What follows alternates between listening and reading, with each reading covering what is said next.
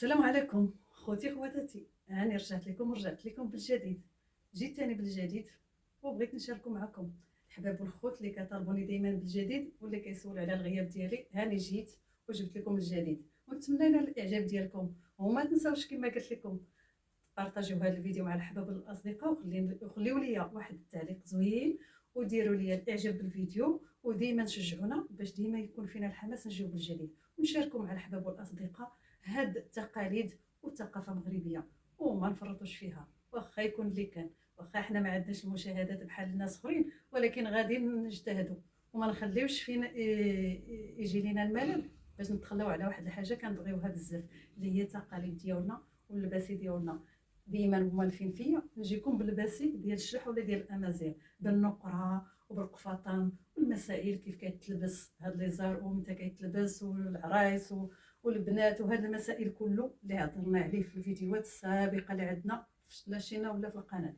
اليوم كما قلت لكم دائما كنعتز بالتقاليد المغربيه من طنجه حتى للقويره، وديما كنقول لكم ما كرهت جميع المناطق نلبس اللبسه ديالهم ونهضر عليها ونقول داكشي اللي كنعرف عليها ولا داكشي اللي سولت حتى عرفت كيفاش وفين كتلبس وكيف كتلبس والمسائل ديالها ونوصلها لحبابنا، لان جا هذا الجيل ما بقاش كيعرف بعض المسائل.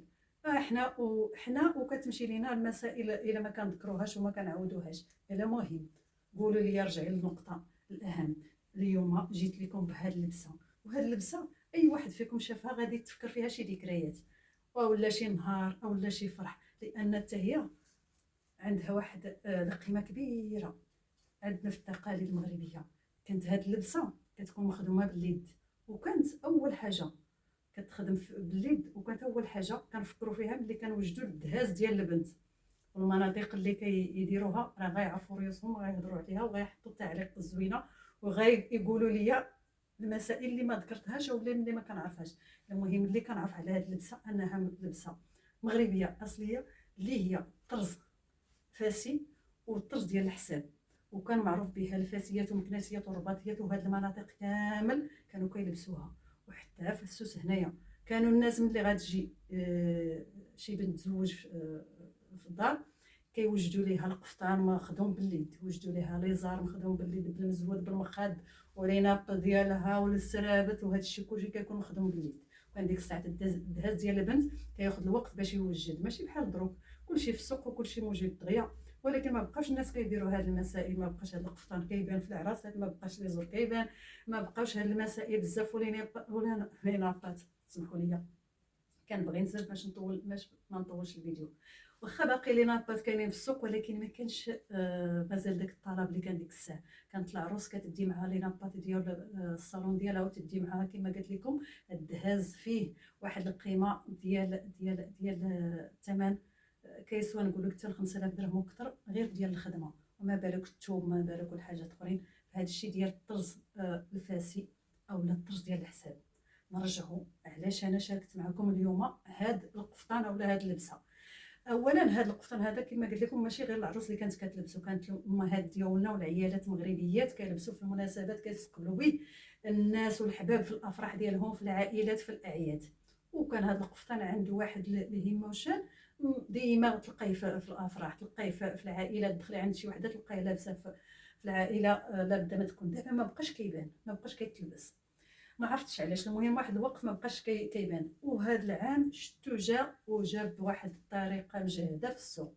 حنا هنا في اكادير كاين في السوق الحريه مالي كيبيعوا هادو اللي انا كنشوفهم جايبينهم، كاينين ناس اخرين في الاسواق اخرين جايبينه. يعني ولا تاني في السوق هذا القفطان هذا اللي هو قفطان غزال وزوين. وهذا القفطان اش كيتلبس معاه؟ ماشي نقره، كانوا الناس كيلبسوا معاه المضمه ديال الذهب، راه ما لابسه معاه هذا ما لابساش معاه نقره.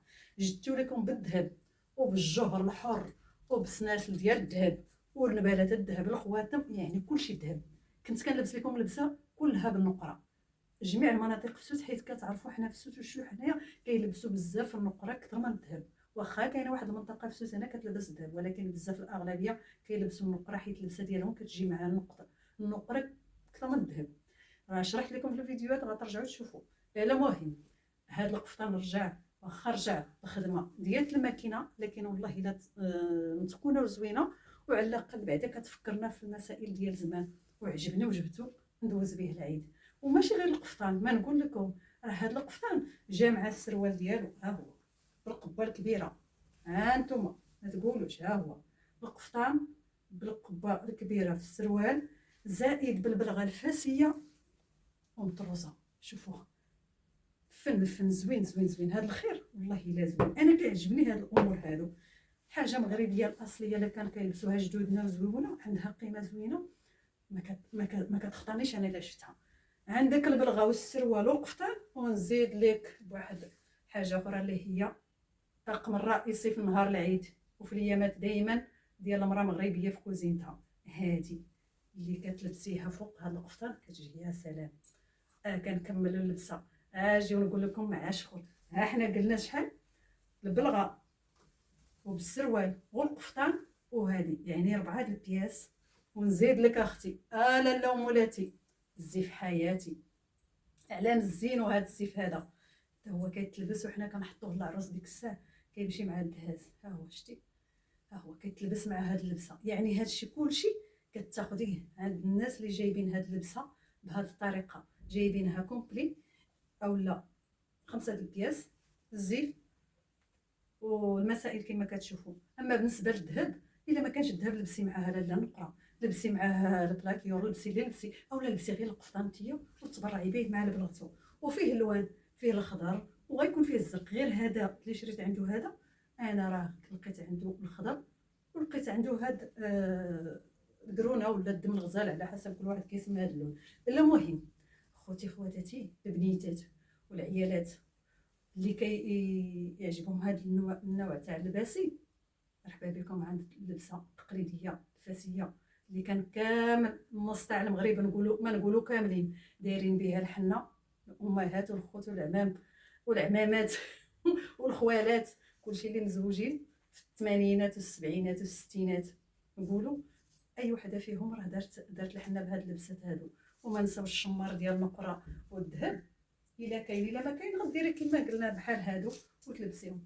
المهم الا عجبكم القفطان واللبسه قولوا لي بصحتك، انا جيت ندوز به العيد. وتمنيت اي وحده كيعجبها هاد التقاليد هادو وهاد اللباسي هادو ديري عليهم البحث، راه غتلقايهم كما قلت لكم في السوق الحريه فين زكان، وكاين السوق ثلاث. اما بالنسبه للسوق الحد ما بانوش ليا تما، حيت درت عليهم زعما نعرف المناطق اللي كاينين فيهم. انا كنهضر على هنايا في اكادير. اما بالنسبه للبلايص اخرين اللي ما لقيتهم كتدخلي غير التيك توك وتدخلي الفيس راه غادي تلقايهم. المهم اللي بغاتهم دير لي الطلب تحت الفيديو، وانا غادي نعطيك لالين نعطيك العنوان اللي غيوصلك لتما. راه قلت لكم ما تدوش على هضرتي حيت بالزربه والفرحه وما بغيتش نطول الفيديو، كتلف عليا الكلام مع الكلام. عواشركم مبروكه، ونتمنى لكم اللبسه زوينه بحال هادي، واخا كما قلت لكم مخدومه باليد ولكن عندها اللمسه الاصليه ديال الطرز الفاسي اللي هو قفطان مغربي اللي كيفرحنا ببلاغتو بكل شيء. شكرا على المتابعين ديالي اللي دائما كيشجعوني وكيسولوا على الغياب. ما تنساوش شاركوا هذا الفيديو في واسع النطاق، ويخليوا لي التعليق الزوينه ديالكم كالعاده، وديروا الاعجاب لهذا الفيديو. والسلام عليكم.